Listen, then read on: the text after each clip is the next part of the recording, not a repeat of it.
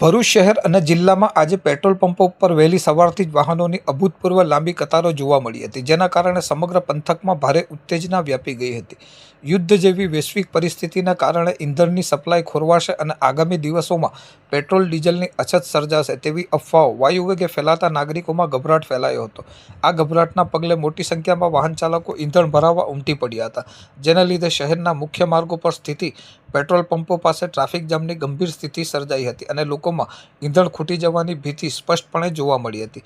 આ ગંભીર બનતી જતી પરિસ્થિતિ વચ્ચે ભરૂચના પૂર્વ ધારાસભ્ય અને પેટ્રોલ પંપ સંચાલક દુષ્યંત પટેલે સત્તાવાર સ્પષ્ટતા કરતા જણાવ્યું હતું કે જિલ્લામાં પેટ્રોલ અને ડીઝલનો પૂરતો જથ્થો ઉપલબ્ધ છે અને સપ્લાય ચેઇનમાં કોઈ મોટી ખામી સર્જાઈ નથી. તેમણે વધુમાં ઉમેર્યું હતું કે શહેરના 2 પેટ્રોલ પંપ પર અચાનક ભીડ વધવાને કારણે કામચલાઉ ધોરણે ઇંધણ ખૂટી જતા લોકોમાં ગભરાટ ફેલાયો હતો, પરંતુ અન્ય તમામ પંપો પર પૂરતો જથ્થો હાજર છે. તેમણે જનતાને અપીલ કરી હતી કે કોઈપણ પ્રકારની અફવાઓથી દોરવાયા વિના સંયમ જાળવવો અને જરૂરિયાત મુજબ જ ઇંધણ ભરાવવું, જેથી સાચા જરૂરિયાતમંદ લોકોને મુશ્કેલી ન પડે. હાલમાં સ્થાનિક તંત્ર પણ સમગ્ર સ્થિતિ પર ચાંપતી નજર રાખી રહ્યું છે અને નાગરિકોને શાંતિ જાળવવા વિનંતી કરવામાં આવી છે.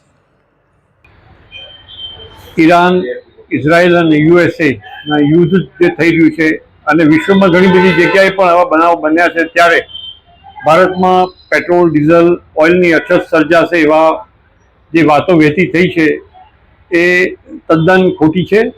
ભરૂચની અંદર જે મારા પેટ્રોલ પંપ પર આજે સવારથી ખૂબ મોટી ભીડ છે. પૂછપરછ કરતા જાણવા એ મળ્યું કે ભરૂચ સિટીની અંદર જે માર્કેટ સાઇડના 2 પેટ્રોલ પંપ પર પેટ્રોલ ડીઝલ ન હોવાના કારણે લોકો પેનિક થયા છે ને ધસારો કરી રહ્યા છે. મારે ભરૂચની જનતાને વિનંતી કરવાની છે કે કોઈ આ પ્રકારની અછત છે નહીં. પેટ્રોલ મળે છે અને જેટલું જોઈએ એટલું, જેટલી સ્કૂટરની ટેન્કની અંદર કે કારની અંદર જે જોઈએ છે એ જેટલું જોઈએ એટલું મળે છે. ખાલી આગ્રહ એનો છે કે કોઈ પણ જાતનું સંગ્રહ ના કરે અને પેનિક અને અફવાઓથી દૂર રહે.